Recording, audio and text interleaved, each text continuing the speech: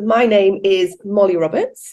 I'm currently in the Box of Delights at the Royal Shakespeare Company, and I play a multitude of characters, where it's a big ensemble piece. So everyone is multi-rolling all the time, apart from sort of our leading characters. But I predominantly play a character called Ellen, who is a very well-meaning but ditzy housemaid to Caroline Louisa, who is the guardian of our leading man Kay Harker, and his two friends Mariah Jones and Peter Jones, who are the kind of three heroes and heroines of this piece, three children who have to kind of go on this quest to save Christmas.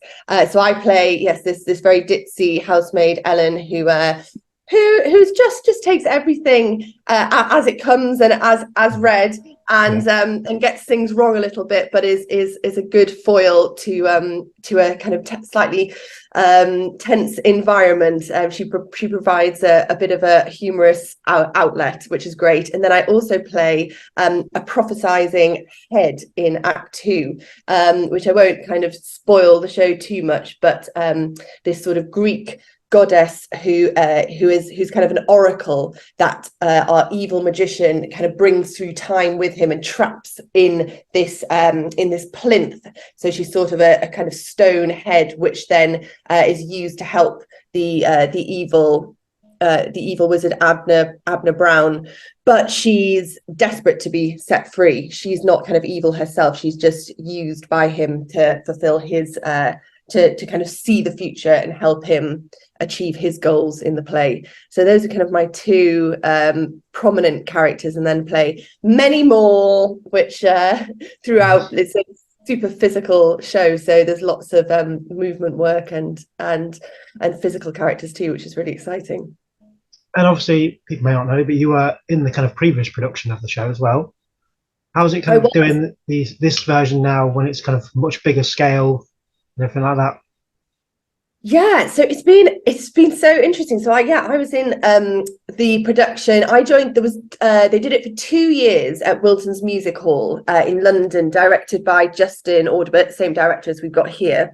And so I wasn't in it in the first year, but I was asked to join for the second year, and that was a cast of, don't quote me, but I think there was about 8 of us, and now I think our cast is 18. So the RSC, we've been gifted such amazing resources, and they've kind of taken the script and developed it over the last year or so, I think, and really expanded it, and pulled it apart and added new characters in. So for instance, I wasn't Ellen in the last production. There's a whole new role that's been created, in the last role, I mean, there was so much even more multi-rolling, and I played like the rat. I played so many different characters in the production, but that was a kind of the essence of the play, I suppose. There was still a lot of the similar elements in terms of the puppetry and the big movement sequences that happen in Act 2. So there were kind of the seeds of all those ideas and our brilliant projections. They were all kind of there in essence. But now we've been able to really fulfill them and expand upon them, which is terrific and really exciting to see that fully realized in such a massive space. But I think what's actually really interesting about Wilton's is that it really, like, that production and the heart of that production really hasn't been forgotten, through Piers's amazing writing. Like, the script is in its essence the same, but also Tom Piper, our designer, our set designer and costume designer, has tried to bring elements of Wilton's, because Wilton's Music Hall is such a special and unique space. He's in its aesthetic just as it is, without putting any set or design on top of it. So he's kind of tried to emulate the kind of proscenium arch of Wilton's Music Hall, that kind of crumbling decay, by creating the same aesthetic in the Royal Shakespeare Theatre here in Stratford. So we've got this wonderful proscenium arch, which is kind of looks like it's falling apart, and it really does feel like you're still at Wilton's, but a bigger version.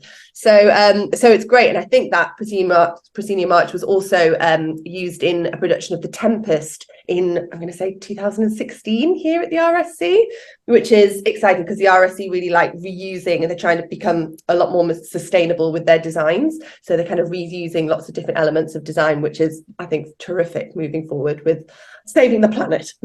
Yeah, of course. It was actually quite interesting because I was actually sat in front of Justin at the press night. It was quite Oh, interesting to were you? listen to what he was saying to his friends kind of about the show. What was he saying? Going. Am I saying the right things? Was he saying No, similar? he was saying like how obviously he's got a bigger budget and how he's been able to like realize things he wasn't able to do there. It's quite Yeah, interesting getting that. Like, yeah.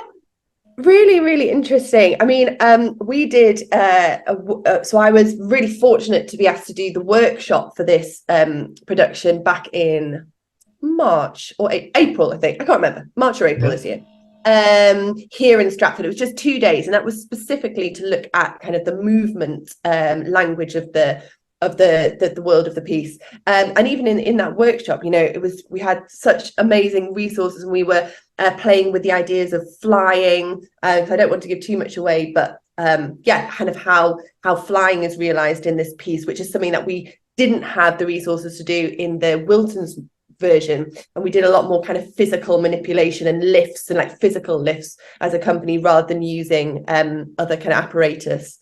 So we played a lot with that in the workshop. So we were all so excited in that room in March. We were like, look at what we've got to play with. It's brilliant. and I guess I haven't already done the show anyway, but do you ever go back to that original text of John Masefield when you kind of prepare him for the run?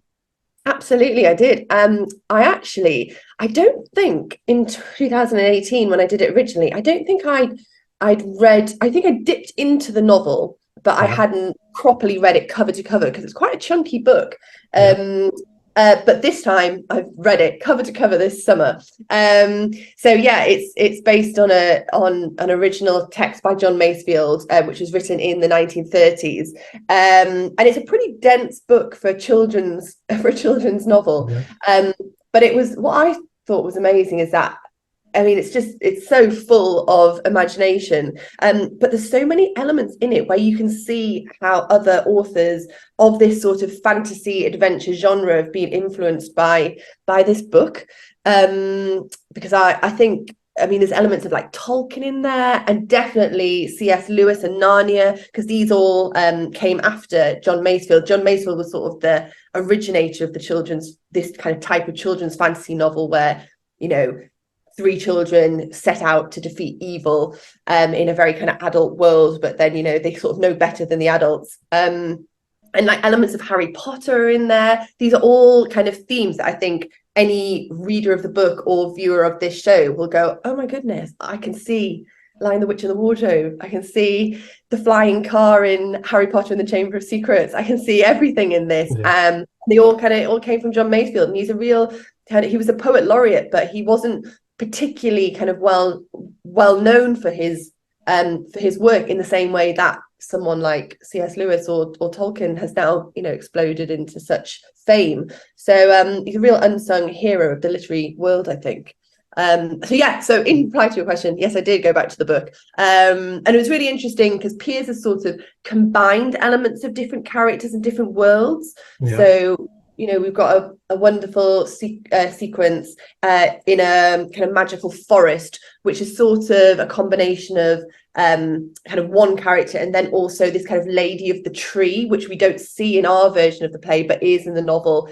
It's sort of a combination of 2 worlds. And like my character, the head is in the book is a kind of talking oracle head, but also there's this kind of ghost boy who is also a sort of similar character, and I feel like both of those scenes in the book are sort of combined in the scenes that I do in the play. So it's really useful to be able to read that and understand this motif of the wolves are running all the way through this play, this kind of evil presence of these wolves, and how kind of the evil people in the world, or in Kay's world, our leading boy, everyone is suspicious. So is that normal person walking down the road just a happy carol singer, or is she a kind of wolf in disguise? So looking at that kind of wolf language in the book, I thought was really helpful, so that then when we physicalize this in the show, we kind of have something to ground ourselves in. So yeah, the book is always very useful to go back to and read. So and it's enjoyable. Yeah, Complex for a while though, like quite difficult language. yeah. So It's quite a complex story. 'Cause like when I was trying to write my review, it's kind of hard to because obviously in a review you're going to condense the story down to like a paragraph or two. It's quite a condensed. yeah, yeah, absolutely. But there's so much to see, I think, in it for even if the story, I mean, the story is so varied, but there's so much spectacle and so many scenes to sort of jump between that, like children.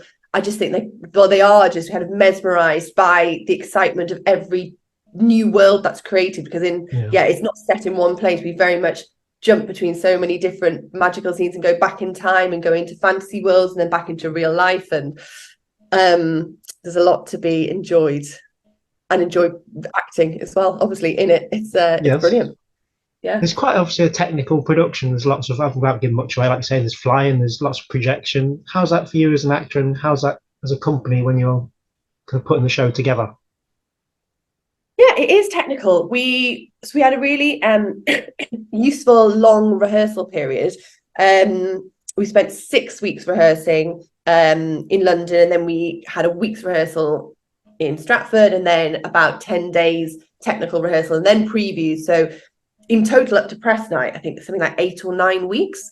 So within all that time, we had a lot of kind of trainings, particularly in the opening part of our rehearsals. We were training in like conditioning, kind of physical conditioning with our movement director, Simon Pittman. We did lots of kind of cardio and like Pilates and yoga and just fit like strength work, which then our movement captain on the show, Alex Cardle, is continuing in all of our warm-ups because it's so important to be physically strong, because otherwise if you don't, I think strength prevents injuries. And in a physical show like this, it's important to make sure that you're using the right muscles so that then you're not putting strain on other muscles. And for the characters in the show who are having to do kind of physical flying sequences and things on wires, that's a whole other level of conditioning that's needed. So we did a lot of flying training, and there's lots of counterweighting in this show. So rather than kind of hiding the flying and someone perhaps from off stage pulling up a wire, you can actually physically see actors running up ladders and then dropping down to then counterweight another character flying upwards.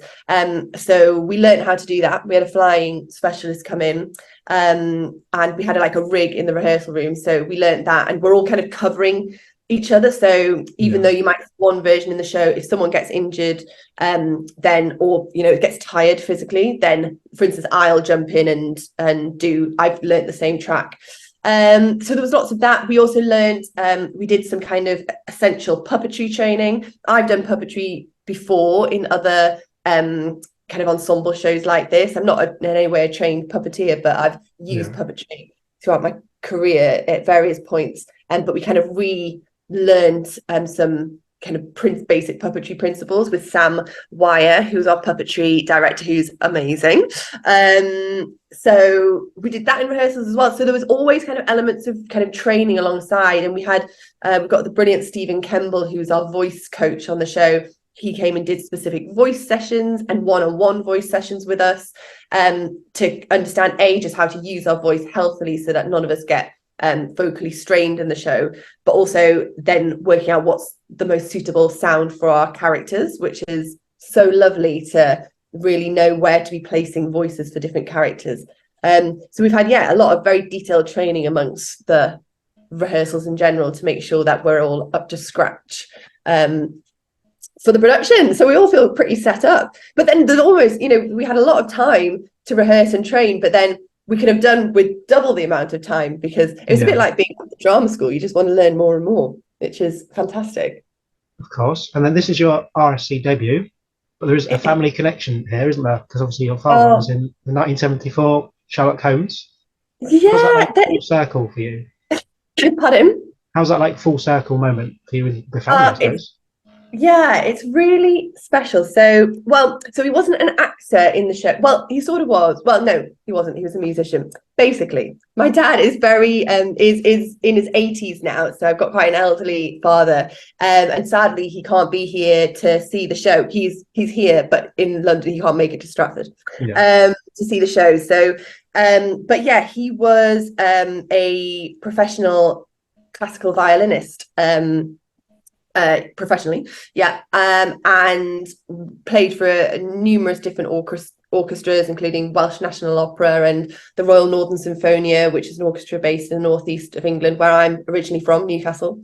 But in 1974, he was asked to join the Royal Shakespeare Company orchestra for their production of Sherlock Holmes, which was starring John Wood as Sherlock Holmes at the Aldwych Theatre in London. And he played he's told me this story since I was a tiny child.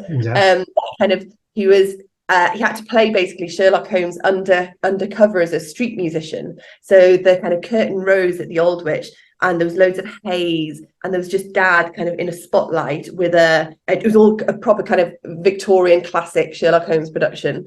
And Dad playing his violin with a tin can on the end. And the audience was supposed to kind of think he was a street musician, but he was actually Sherlock Holmes in disguise. And that's kind of how the production started. And then he also played piano later on in the show as part of the party scenes in the show. And then I think there was an orchestra as well. I'm not sure. He's kind of forgotten some of the detail, but he's spoken about this production. So it was such a special time for him being, at the Aldwych in London, and it was their Christmas production. So the dates are almost completely the same as our dates here. And whilst, it wasn't in Stratford, I think the full circle of this, especially hearing about Dad's experience as a child, and then this production being quite classic. It's set in more or less set in the 1930s, and whilst yes, that's not Victorian, it's definitely got similar, very traditional elements to it, and the atmospheres are the same. And we have got a lot of music in it. We don't play instruments in the show, but there's a lot of music, and I feel like I'm stepping in my dad's footsteps, and it's something that he's wanted he would have loved me to be at the RSC, and I'm here now. So, and especially is because he can't see the show, it feels really special to be sort of honouring his past in being here, and I think he's very moved by this full circle, and so am I. So it's lovely to talk about it. And then obviously the Box of Delights itself is the key central element of the show. If you had your own Box of Delights, what 3 items would you find in it? Wow, this question is taking me by surprise. If I have, what 3 items would I have in it? Oh, I don't know. I would like to have. Did it have to be items, or could I sort of go into a memory or? Yeah, memory. Go whatever you like. I would probably have like a memory of my the heart of my family that I kind of remember the most, like mum, dad, and my family are part Italian, so the kind of Italian side who are like my granddad's kind of passed away now, but that really is like the kind of epicenter of my family and where I feel like my soul kind of came from. So I'd love to be able to kind of go back into that physically and experience all that again. I would love some of my granddad's cooking in there. My granddad's spaghetti and meatballs. I'd have that. I don't know. What else could I have in there? Oh my goodness. How bad is this? I'm supposed to be able to be imaginative. I can't think of a final thing that I would like. Something maybe to say something that would really help me if I was in trouble. Something magical that would kind of give me some courage or give me protection in some way. That would be useful. Good, solid answers. I couldn't talk to you obviously without talking to you about Polaroid Theatre and that kind of side of your life as well. Oh, thanks. Yes, you've done your research. I've been on for 10 plus years now, but what kind of first inspired you to do it, and how do you kind of reflect on that journey to where you are now with it? Well, well, good, very good question. I was actually thinking about this morning, and I've thought about it a lot being here at the RSC. So I set my Polaroid Theatre was my production company that I set up when I graduated from the Guildford School of Acting in 2011, so long ago. And I set it up as a sort of reaction to not feeling like I'd necessarily had the best platform out of drama school. Like, we had amazing acting training, but that springboard into the industry was not perhaps as strong. And we also didn't have the opportunity to connect with kind of new writers and new directors that were kind of on the emerging writing scene.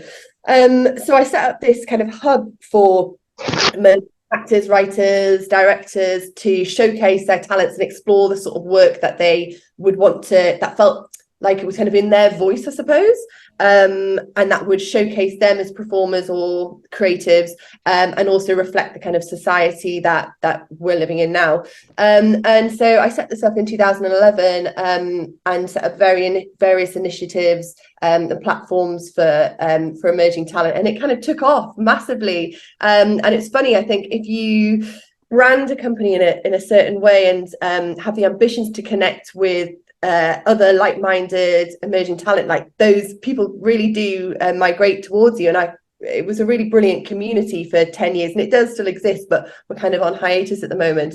And we developed lots of new projects with some now writers and directors who are super high flying, and various we had an open mic night called Write It, Mic It for a long time, and done productions all over the country and at various festivals and things like that. So yeah, it was a brilliant time, and it was actually through Polaroid that I connected with Justin Audiber, who obviously now at Chichester and directed Box of Delights here at the RSC. He directed a production for us at Latitude Festival, which was written by brilliant writer Brad Birch and Kenny Empson. So I suppose without my company, I wouldn't necessarily have. Well, I hope I would have connected with Justin anyway, because we're the same sort of vibe of people, but perhaps it's that opportunity that kind of led to where I am now, and I think it certainly has given me a platform. And hopefully,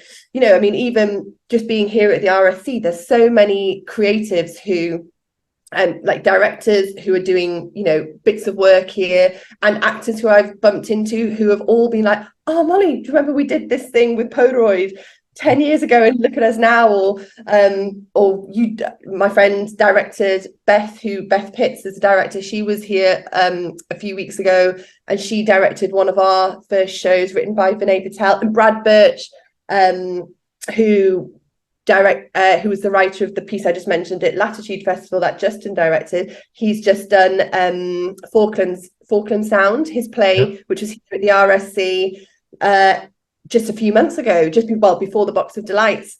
And an actor, Anyebe, who was in that show here at the RSC, I think met Brad through a Polaroid event that I produced at the Southwark Playhouse in 2021. So I'm really proud of the kind of platform that Polaroid's kind of given in terms of giving exposure, but also connecting lots of exciting creatives. And I hope that there's going to be a life for it moving forward as well. But also fundamentally, back to your original question, I'm just proud that I felt like I had to create this vehicle because I wasn't getting opportunities when I graduated, and I'm so grateful for the opportunities that are now coming or have been coming my way in the last sort of 5 years. And to be at the RSC, I would have not thought that to be accessible when in 2011, I would have loved it, but I was like, well, how is that ever going to happen? And here we are. So I think for anyone listening, I think being, proactive and making your own work and making your own connections is not something to be kind of ashamed of. And I think it can lead to really brilliant connections and world. And it helps you practice your craft. And then you can end up in the place that you want to be, even if you don't. It might be a little bit further on than you initially think it's going to be. So yeah, I'm very proud and very grateful to have gone on this journey that I've been on. You should be. It's like an amazing thing. Obviously, like the tutoring side as well is such a positive thing as well. Yeah, I do various bits of teaching in between acting. I think, I mean, as we all do, everyone teaches or teaches singing or acting or whatever. And I don't think it's important because I think through teaching, you definitely it helps you clarify your own understanding or lack of understanding of Yeah. certain subjects. And I mentor a couple of kind of emerging actors or pupils that I've taught who've kind of stayed in touch and still want a bit of advice. And I just think having that, it's just important to give back, and I get a lot from it. And I go in and teach at a couple of drama schools, but do particularly teach about kind of trying to inspire people to produce their own work and feel like they can take their career in their own hands and not rely on rely on agents, of course, because agents are such amazing people at opening doors, but also if you don't have those opportunities, finding other ways of doing that and feeling empowered to be your own business leader, I suppose. But yeah, I've taught across all age groups, and I love it. And it's so exciting when you find some real talent or find someone who is kind of thinks they don't have any ability, and then suddenly, doing grade 8 Lambda exam and getting a distinction, and they never thought they were capable of it. So it's brilliant. What is your proudest achievement to date? Proudest achievement to date? Polaroid.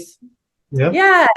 Yeah, probably it's that, just, and especially now that I'm not doing so much with it and I don't talk about it as much anymore. I used to talk about it all the time. Yeah. It was Polly Polaroid. That was but yeah, reflecting on that, I think that feels a bit like a small legacy. And I'm really, really proud of Polaroid. Yeah, that's probably one of my biggest achievements. Do you have a favourite theatre, either that you performed in or visited? Favourite theatre? Oh. I definitely do. But now I can't think at all.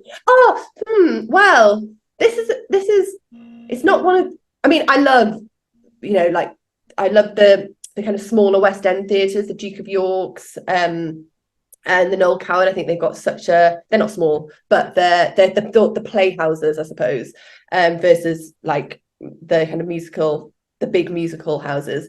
I love those theatres. But actually, in terms of a theatre that I've just such a connection to, is a small, tiny theatre in Newcastle-upon-Tyne called the Jubilee Theatre. It's in Gosforth in Newcastle, and it was home to First Act Theatre, where I went to youth theatre, and it was just this amazing. It was basically, they built it. It's interesting. Not many people would kind of know about this. It was in what was an old kind of mental hospital. That's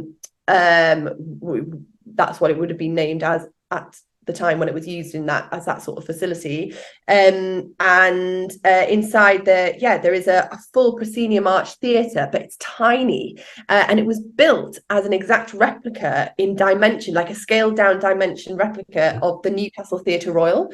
So that shows that were going to go into the Theatre Royal would rehearse at the Jubilee Theatre and then just scale up. But yeah, that's where my youth theatre was, and we were just given free reign of that proscenium arch theatre. We were allowed to do props, stage management. I was given access to some amazing complex play texts. I played like the lead in The Country Wife, a restoration play, The Witch in Into the Woods. I did Shakespeare's. We did it all, and it has such a I remember sitting kind of backstage when I was like 10 or 11 and just looking up into the fly tower and just being so happy in that environment. And it was some of my best friends are still that I met at First Act. And yeah, it was a really special time. It wasn't kind of like a structured youth theatre. It was sort of had a bit more freedom to it. And it was a wonderful theatre, and I don't think it's used so much now for young people's work, but anyway, so that theatre is probably this is quite an impossible question, but what is the one best piece of theatre that you've seen in your life? Well, I mean, so many. I actually used to keep a list because like theatre goes out of my head. It like comes in and goes. Yeah. But there are some productions that I particularly kind of remember. I think one was Earthquakes in London, actually, a Mike Bartlett play at the National Theatre that I saw in, I think, the second year of drama school, 2010-ish. Directed by Rupert Gould. And I just had never really seen a piece of really brilliant new writing as it was. And I just never seen a piece of theatre that was that eclectic and explosive and directed in the very kind of Rupert Gould style that I think his productions are amazing. So yeah, I saw that in the Cottesloe at the National with Jessica Raine was in it. And anyway, so that I thought that was a brilliant production on so many levels, and it sort of inspires my setting up Polaroid as well. In terms, I was like, this is the sort of theatre I want to be in and making in some small capacity. And then I also saw, Angels in America with Andrew Garfield and the other phenomenal cast members. I mean, I could have sat there and watched it again and again. I watched it 2 parts back to back and just, I thought it was amazing. I think the writing is phenomenal, and Andrew Garfield's performance was off the charts for me. So that's memorable. I also saw a really brilliant production of Vernon God Little at the Young Vic. And again, just stylistically, it was a similar sort of time to when I think I just graduated. And it was just I thought it was a really brilliantly playful ensemble production. I hadn't sort of seen that type of show at that point before. So yeah, I'd say those are 3 quite exciting shows that I've seen over the years. Good, solid answers. And my final question for you, to wrap everything back up for you, why should anyone who hasn't booked already book to see the Box of Delights? Well, for all the reasons I've just said, it's got everything in it. If you like magic and puppetry and incredible kind of special effects and just some escapism from life, then this is the show for you. You know, it's got so much heart, it's so joyful, it's exciting, it's fast-paced, it's, you know, good conquering over evil.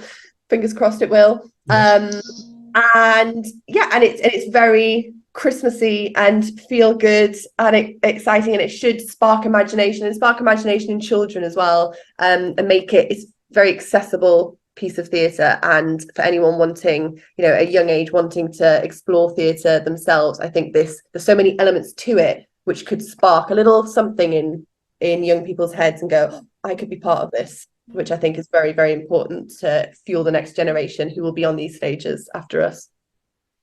Amazing. Well, thank you, Molly, for your time. And I haven't got the programme organised. So it is on till Sunday, the 7th of January. You can still get your tickets online or in the box office. So everyone should.